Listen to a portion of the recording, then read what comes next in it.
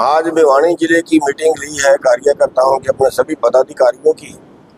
और यहाँ पे पदाधिकारी हमारे सामने राकेश जी बैठे हैं, चौधरी साहब बैठे हैं, तो और भी सभी लोग यहाँ पे मौजूद हैं। तो अभी जो देश के लिए जो नए आफत आ रही है, जो विदेशों से समझौते कर रहे हैं और उसमें आयात कर कम कर रहे हैं, जिसमें 7 फसलें हैं, सेब है, मीट है, दूध है। और जहाँ तक सुनने में आ रहा है, क्योंकि सरकार तो छुपा रही है, जो बात चल रही है सरकार को देश के सामने रखनी चाहिए, तो वो देश के सामने नहीं रख रहे। हमारे अधिकारी पिछले लंबे टाइम से अमेरिका से बातचीत कर रहे हैं और वाणिज्य मंत्री जी भी वहाँ पे कई दिन लगा के आए हैं।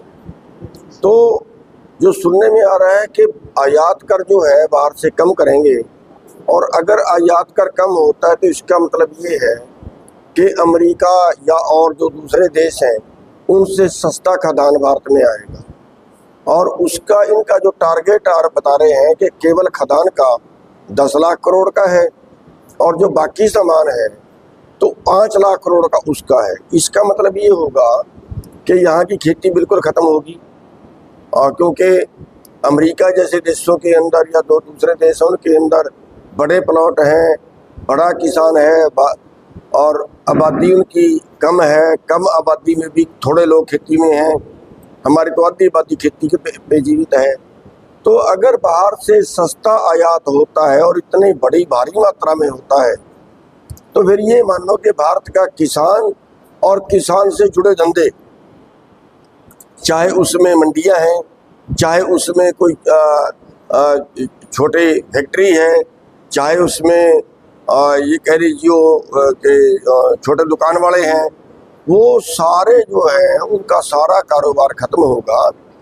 और उसके साथ साथ ये तो किसान की मैं बात कर रहा हूँ, उसके साथ साथ जैसे अब हाईवे बन रहे हैं और हाईवे के नज़दीक बाज़ार बनने शुरू हो गए हैं।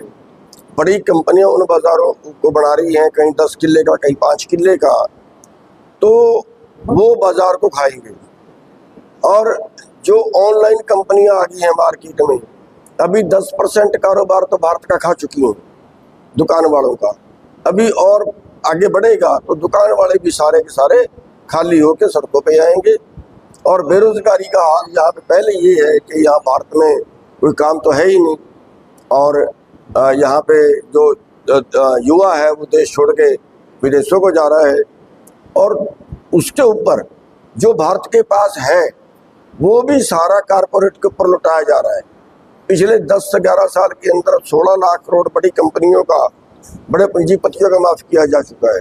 जो गरीब है वो और गरीब हो रहा है, गरीबों की संख्या बेतहाशा बढ़ रही है और अमीरों के पास धन बेतहाशा बढ़ रहा है।